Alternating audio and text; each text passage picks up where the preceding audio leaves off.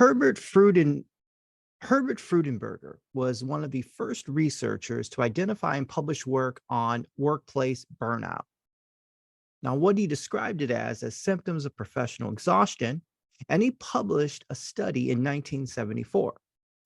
Later, in 1980, he wrote a book entitled Burnout: The High Cost of Achievement, What It Is, and How to Survive It.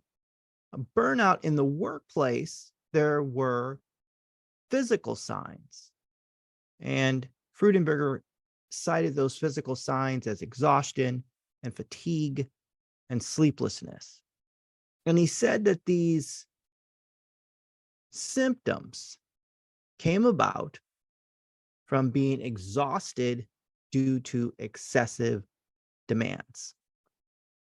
Now, there were also behavioral signs, and those included being quick to anger, irritated, and frustrated. Now, you think about 365 days of the year and the 200 and some odd days that you go to work, and you divide those up into seasons. Now, we know that there are 4 seasons, right? Spring, summer, fall, and winter. And each of us can think about what season means to us in our own individual lives. Perhaps we yearn for the warmth of the summer, but we dread the cold of winter. But did you know in Japan, the Japanese calendar marks the seasons and changes a little bit differently?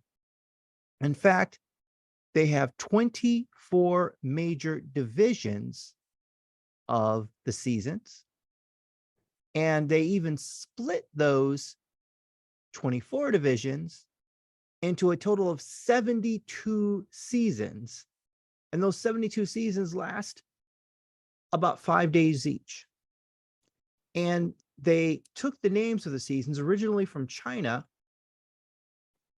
but they didn't always match up with their local climate. So in 1685, a court astronomer named Shibukawa Shunkai changed that, and he made it into their present form.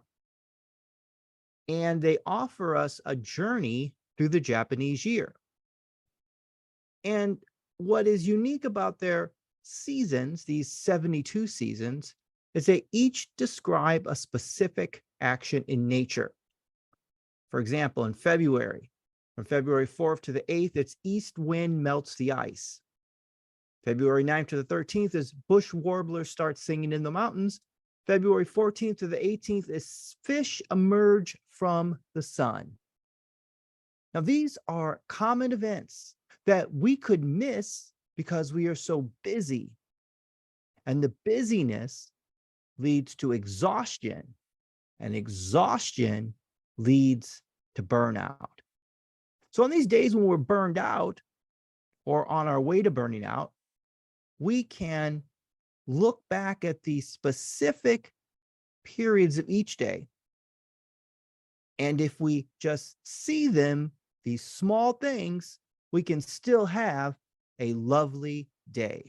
Welcome to the Steven Thompson Experience. My name is Steven Thompson, and this is my experience. I use history and music to make connections with the goal of informing, educating, and inspiring others to go out, live, and serve, and love others around them. And hopefully together we can do our part in making this little part of the world that we exist in a tiny bit better. Lovely Day is a song written in 1977 by Bill Withers and his partner Skip Scarborough. It was released in December 21st of 1977, and it appears on Withers' album of the same year called Menagerie. And one of the most notable parts of this song was that Withers sustained a note towards the end, which was 18 seconds long. And it's considered one of the longest notes held on an American recorded pop song. Lovely Day is listed as number 402 on Rolling Stone's top 500.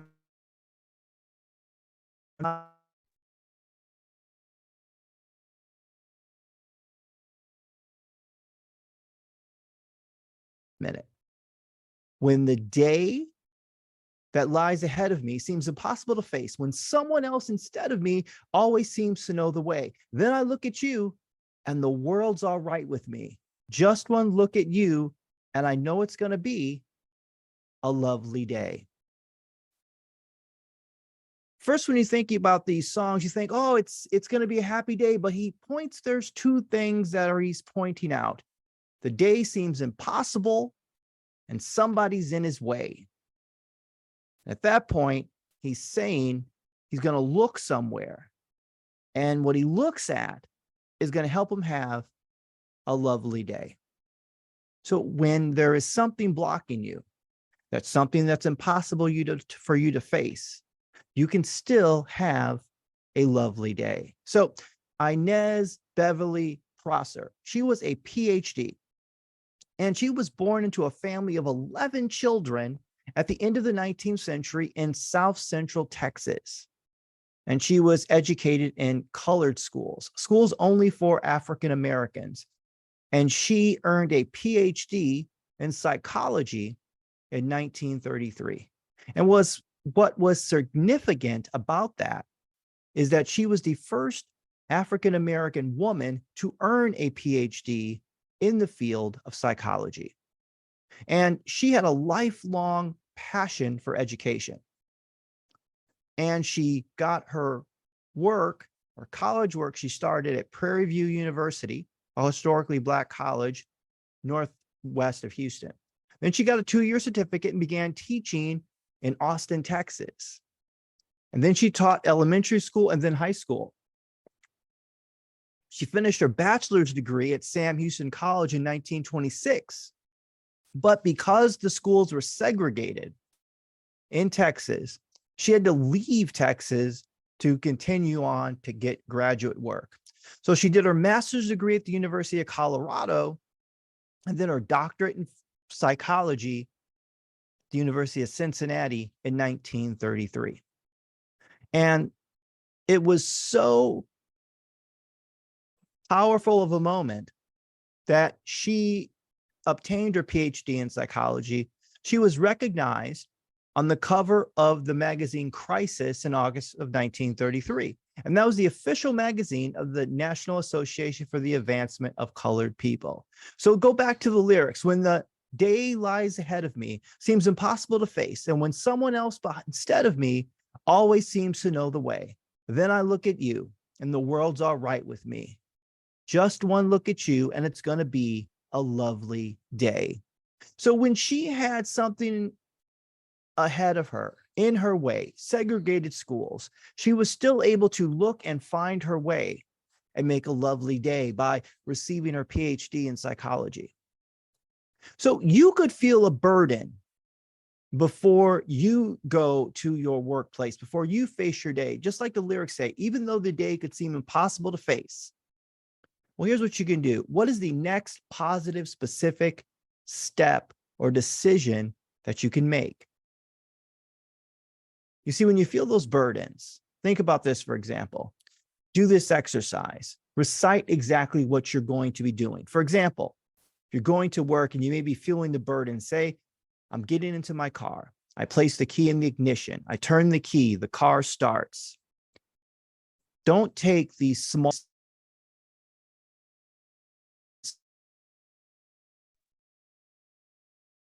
the use of my fingers a couple of weeks ago. I couldn't write or I couldn't type. So I began to be grateful for those little things, for the ability to use my fingers. Another example is I'm looking forward to a 3-day weekend. I get into my car and it doesn't start. I was tempted to think my long weekend is ruined. gonna have to pay a lot of money for a car repair. But what I do is I think about this, the next step. Okay, the next step is to call AAA. Then I go to Starbucks. Then I order a nice coffee. I wait for AAA. It's just a battery. I'm not thankful. I'm thankful that my car is not completely broken down. I'm thankful for the